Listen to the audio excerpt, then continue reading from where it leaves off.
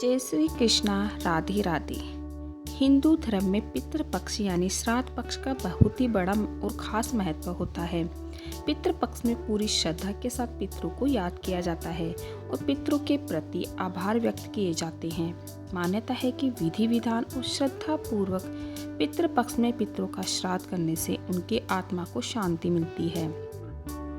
पितृपक्ष में पूर्वजों की आत्मा की शांति के लिए पिंडदान, श्राद्ध और तर्पण किए जाते हैं। इससे प्रसन्न होकर पूर्वज अपने वंशजों को सुख समृद्धि का आशीर्वाद देते हैं। पितृपक्ष की शुरुआत हर साल भाद्रपद माह के शुक्ल पक्ष की पूर्णिमा तिथि से होती है और पितृपक्ष पूरे 16 दिनों तक चलता है। पितृपक्ष के इन 16 दिनों में पितरों के सम्मान में तर्पण, श्राद्ध, पिंडदान आदि किया जाता है।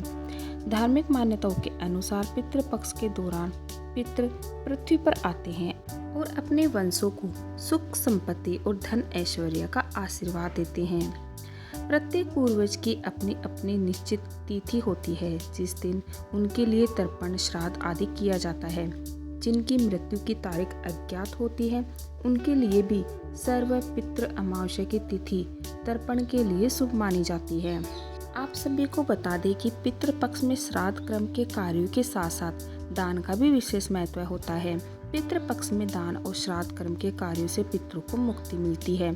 ऐसा कहा जाता है कि पितरों के नाम से किए गए दान से व्यक्ति को 100 गुना अधिक लाभ मिलता है। वहीं शास्त्रों में कुछ ऐसी वस्तुओं का वर्णन किया गया है जो पितृपक्ष में बिल्कुल भी नहीं खरीदनी चाहिए।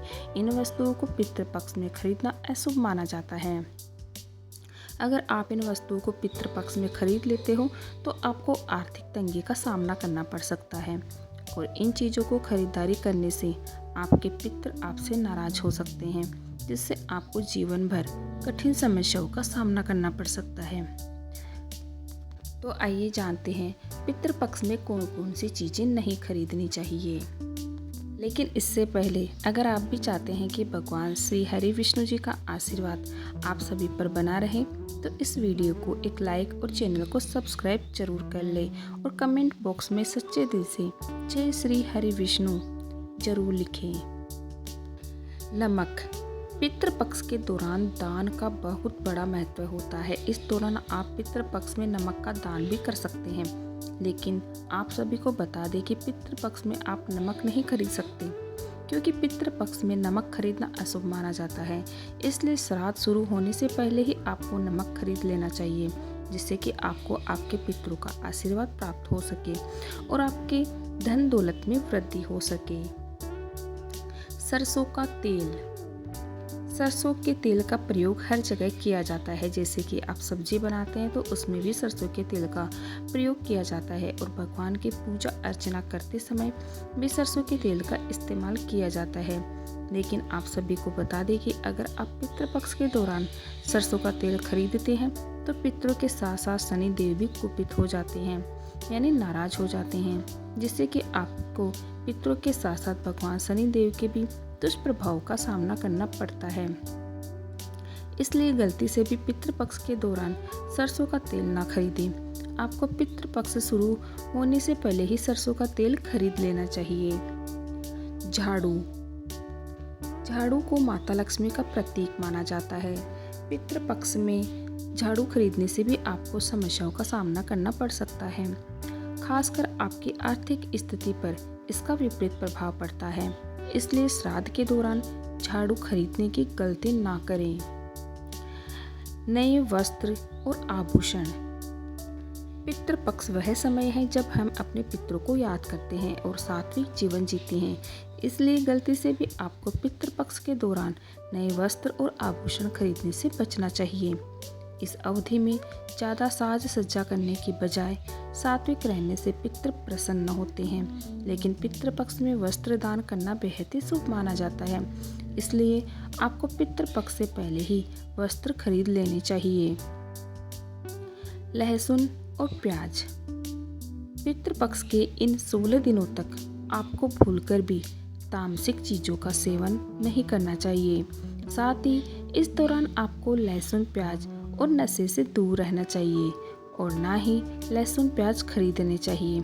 इस दौरान आपको तन मन शुद्ध रखना चाहिए। शैम्पू और साबुन।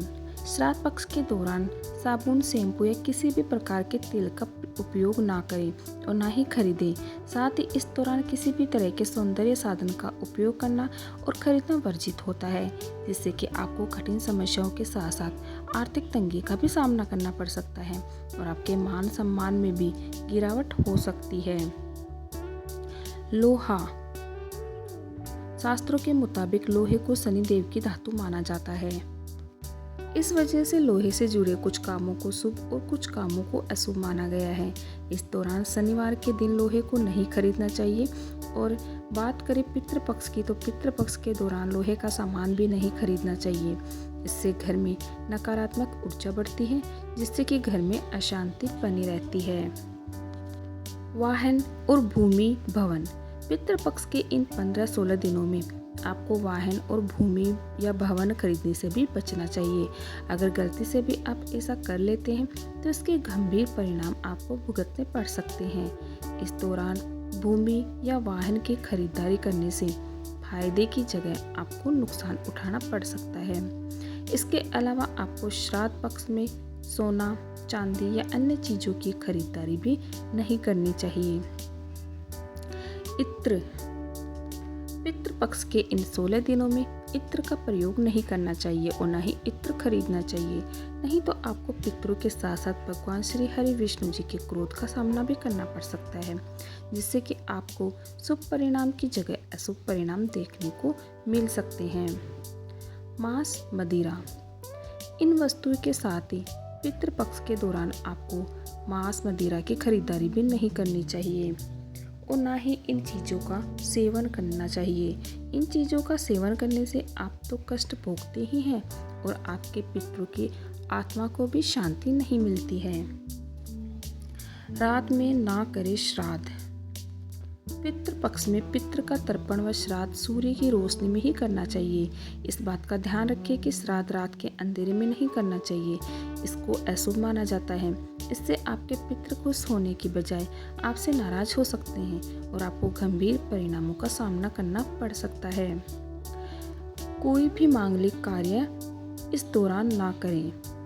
खरीदारी के साथ ही पितृपक्ष के दिनों में किसी भी प्रकार के मांगलिक कार्य नहीं करने चाहिए, जैसे गृह प्रवेश, मुंडन, जनेऊ, सगाई आदि। इससे पितृ नाराज हो सकते हैं और आपके वंश पर नकारात्मक असर पड़ सकता है।